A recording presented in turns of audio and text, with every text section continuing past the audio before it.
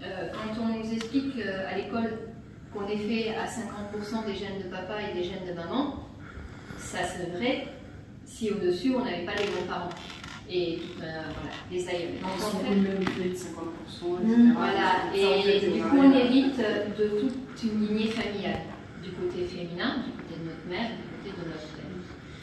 Et ça c'est pour la partie des chromosomes qui se trouvent dans les cellules. Dans la partie aqueuse, on a la même chose sur les mémoires. Donc c'est sympa, on a les nôtres depuis notre naissance, voire depuis que nos parents ont décidé de nous concevoir. Et on a celle de nos aïeuls aussi.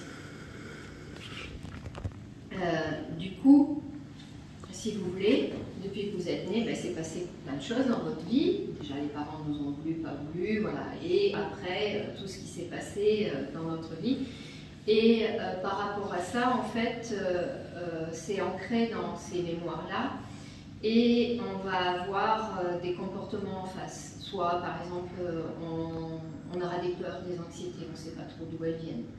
On peut avoir des choses, des schémas desquels on n'arrive pas de se sortir en reboucle. Par exemple, toujours le même type d'amoureux qui nous malmène, voilà, et on reboucle et on n'arrive pas à se sortir de ça. Et ça vient de ces fameuses mémoires. Et le travail que je fais, donc en fait, permet de travailler sur ces mémoires. Le traumatisme en lui-même, par exemple, si on a vécu un traumatisme dans la vie, on va s'en rappeler. Sauf qu'il va plus conditionner notre vie. C'est sortir, voilà, ça va nous aider de sortir de ce conditionnement. Et de tous les boulets qu'on se traîne depuis des années et qui font qu'on a beau nous dire « mais arrête de regarder dans le passé ». C'est très facile de dire ça, d'arrêter de regarder dans le passé. Sauf que tant qu'on a les boulets attachés aux chevilles, de temps en temps on regarde où ils sont et pourquoi on continue de les traîner. Tant qu'on n'arrive pas à détacher ces chaînes-là, mais au fond, c'est normal qu'on regarde encore dans le passé. Après, c'est intéressant quand on a avancé dans la vie de continuer à regarder derrière, mais juste pour voir le parcours qu'on a fait. Là, ça devient beaucoup plus léger. Et puis en plus, ça se dit ouais, quand même. J'étais ça avant, je suis devenue ça, et ça, c'est chouette. En fait, je pratique en faisant des lectures.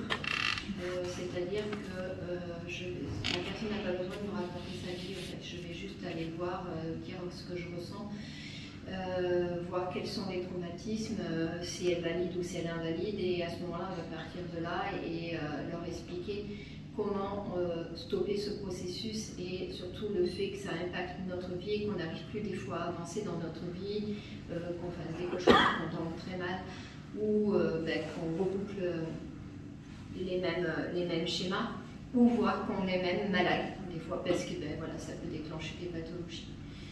Et donc aller travailler dessus, et souvent dans la libération de mémoire cellulaire, de façon individuelle, c'est ce que je disais, je permets d'aller retrouver cet enfant qui a été blessé, parce qu'au fond, de nous, finalement, la personne qui est blessée, c'est pas nous l'adulte, c'est l'enfant qui a été traumatisé ou qui a vécu certaines choses, qui est toujours aussi mal avec ce qu'il a vécu dans cette période-là. Normalement, je le fais de façon individuelle, puisque en fait, on est tous différents. Et donc la manière d'aller contacter cet enfant appartient à chacun et est différente selon les individus. Mais aujourd'hui, je vais essayer de faire quelque chose un petit peu plus général pour que vous puissiez quand même aller ressentir cet enfant. Et ne serait-ce que, voilà, dans ce livre-là, il y a plein de textes qui apportent des guérisons de l'âme, vraiment assez profonds. Mais j'en ai choisi un qui n'est pas très long, puisqu'on n'aura pas beaucoup de temps. Mais pour au moins aller ressentir et comprendre comment fonctionnent ces textes.